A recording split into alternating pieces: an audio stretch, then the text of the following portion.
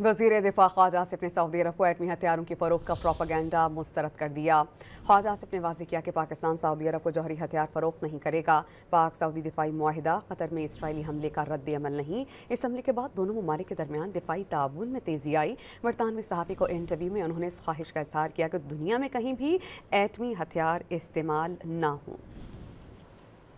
It is not a reaction to what happened in Qatar, because this was being negotiated for quite some time.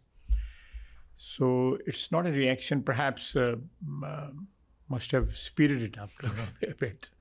We have had a very long defense relationship with Saudi Arabia, spanning on 5 or 6 decades. We had military presence over there. I think we have just formalized that relationship, which was previously a bit transactional. You're not in the business of selling nuclear weapons to other Muslim minorities. No, not at all. We're very responsible people.